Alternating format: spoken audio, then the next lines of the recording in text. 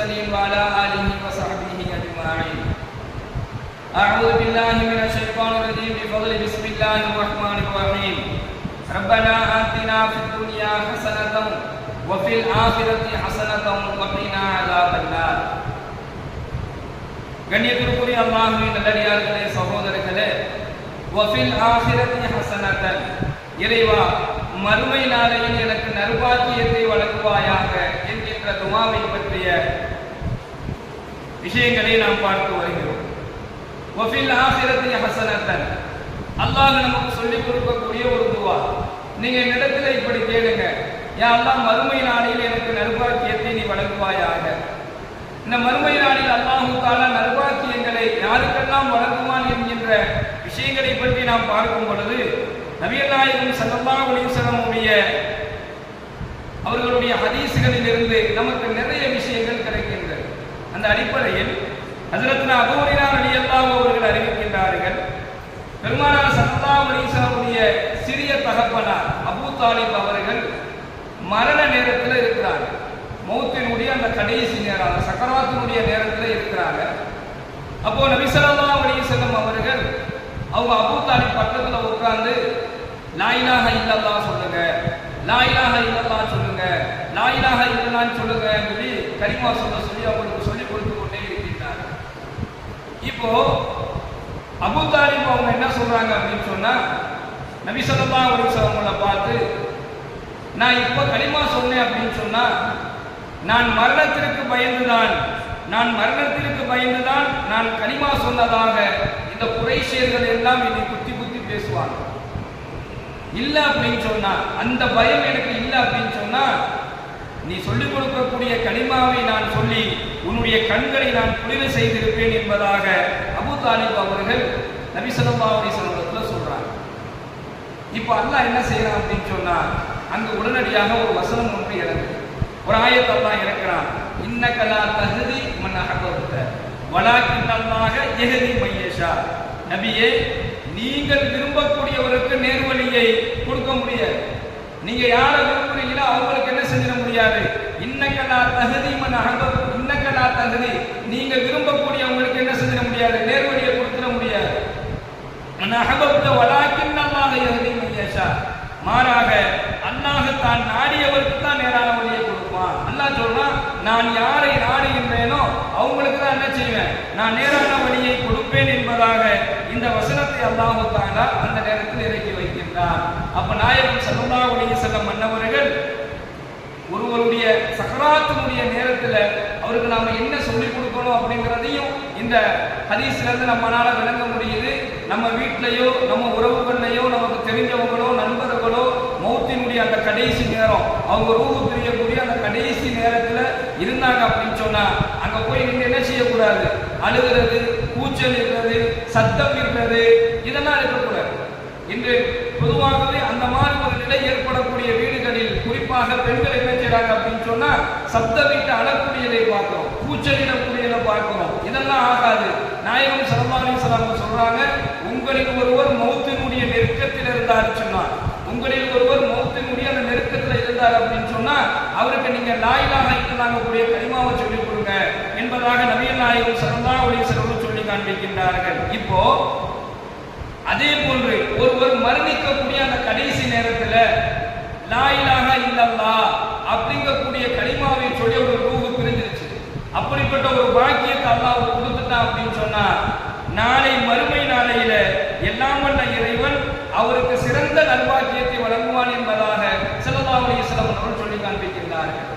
இப்போ மௌத்தாவுடைய நேரத்துல நம்ம பக்கத்துல உட்கார்ந்து யாருமே என்ன செய்யக்கூடாது, லா இலாஹ இல்லல்லாஹ் சொல்லுங்கன்னு யாருமே சொல்லியே கொடுக்காம, நமக்கு நல்லா தெரியுது நம்ம ரூஹு பிரிய போகுது, மலக்குல் மௌத் வந்துட்டாரு, நம்ம ரூஹு பிரிய போகுதுங்கிறது தெரியுது, உடனேயே நாமளே லா இலாஹ இல்லல்லாஹ் அப்படிங்கக்கூடிய கலிமாவை சொல்லி மரணிக்கக்கூடிய ஒரு பாக்கியம் நமக்கு வேணும் அப்படின்னு சொன்னா நாம என்ன செய்யணும் அப்படிங்கிறத பத்தி ஸல்லல்லாஹு அலைஹி வஸல்லம் சொல்றாங்க. நீங்க இருக்கக்கூடிய நாம் வாழக்கூடிய இந்த காலகட்டத்தில் லா இலாஹ இல்லல்லாஹ் என்கின்ற திக்ரை ஒருவர் அதிகமாக ஓதி வருகின்றாரோ மௌத்தினுடைய நேரத்தில் அந்த கலிமா சரணமாக வாயிலும்.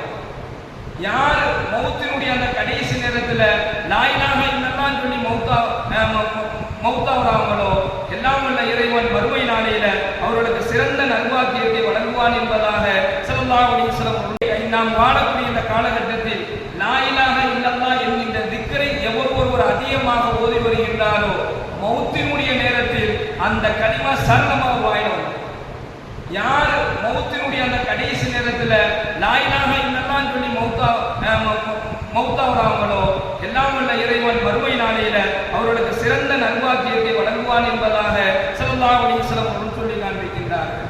இரண்டாவது, வேற யாருக்கு அல்லாஹ் நல்வாக்கியத்தை வழங்குவான் அப்படின்னு சொன்னா ஹஜ்ரத்னா அபூ உமாமா ரலியல்லாஹு அவர்கள் இந்த ஹதீஸ் அறிவிக்கிறாங்க. ஸல்லல்லாஹு அலைஹி வஸல்லம் அன்னவர்களிடத்துல ஒரு மனிதர் வந்தார், ஒருத்தர் வந்தாரு. அவர் என்ன கேட்டார் அப்படின்னு சொன்னா, அல்லாஹ்வுடைய தூதரே, நான் உல்லாசமாக பயணம் செய்யணும், அந்த மாதிரி ஒரு பயணம் செல்வதற்கு எனக்கு நீங்க அனுமதி கொடுங்க என்பதாக கேட்கிறார். அதற்கு ஸல்லல்லாஹு அலைஹி வஸல்லம் என்ன பதில் சொல்றாங்கன்னா, அப்படியா, என்னுடைய உம்மத்தினுடைய உல்லாச பயணம் என்ன அப்படின்னு சொன்னா அல்லாஹ்வினுடைய பாதையில தியாகம் செய்வது என்பதாக அவருக்கு பதில் சொல்லி அனுப்புறாங்க. அப்போ அல்லாஹ்வுடைய பாதையில் தியாகம் செய்வது இருக்குது, ஃபீ சபீலில்லாஹ், அல்லாஹ்வுடைய பாதையில நாம தியாகம் செய்வது இருக்குது. பொருளாக இருக்கலாம், பொருளாதாரமாக இருக்கலாம், நம்முடைய உழைப்பாக இருக்கலாம், அல்லது நம்முடைய உயிராக கூட இருக்கலாம். அல்லாஹ்வுடைய பாதையில் செய்யக்கூடிய தியாகம் ஒருவர் அந்த தியாகத்தை செஞ்சிட்டாரோ அவருக்கு நாளை மறுமை நாளையில் என்ன செஞ்சிருவான், எல்லாம் வல்ல இறைவன் சிறந்த நல்வாக்கியத்தை வழங்குவான் என்பதாக ஸல்லல்லாஹு அலைஹி வஸல்லம் அவர்கள் சொல்லி காண்பிக்கின்றார்கள்.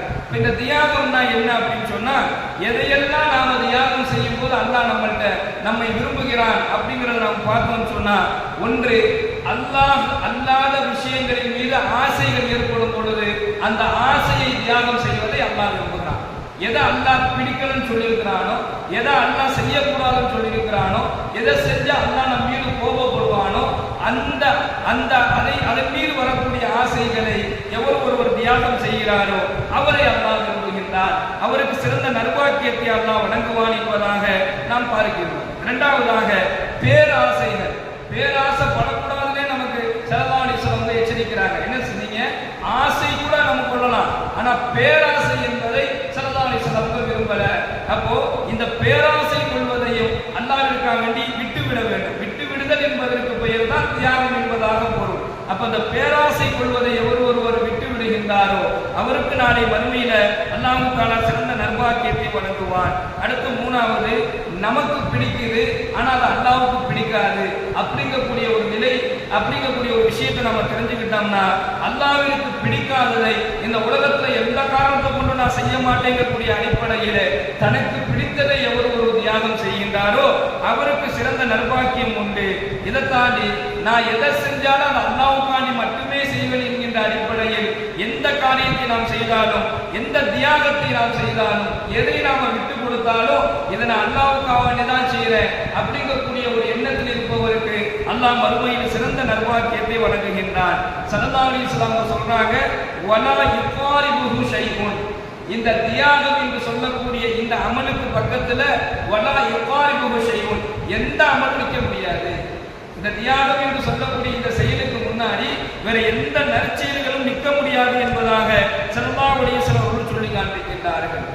மூணாவது, யாருக்கு அல்லாஹ் நல்வாக்கியத்தை மறுமையில வழங்குவான்னு சொன்னா, பாவங்களை விட்டு ஒருவர் ஒதுங்குகின்றாரோ. பாவங்களை விடுவதுங்கிறது வேறு, ஆனா ஒரு பாவமான செயல் நடைபெறக்கூடிய இடத்துக்கு போகும்பொழுது அந்த பாவத்தை விட்டு ஒதுங்கிறது. இன்னொன்னு, பாவம் செய்யக்கூடிய எல்லா விதமான சூழலும் இருக்கக்கூடிய நேரத்துல யார் அந்த பாவத்தை விட்டு ஒதுங்குறாரோ இவருக்கு சிறந்த நல்வாக்கியத்தை மறுமையில் அல்லாஹ் வழங்குவான் என்று ஸல்லல்லாஹு அலைஹி வஸல்லம் சொல்லுகிறார்கள். அடுத்து சொல்றாங்க, பாவங்களை அறவே விட்டு விடுவது. ஒரு பாவத்தை செய்யறார், தொடர்ந்து செய்யக்கூடிய ஒரு சூழல்ல அந்த நபர் இருக்கிறார், அந்த மனிதர் இருக்கிறார், அவரால் அந்த பாவத்தை விடவே இல்லை.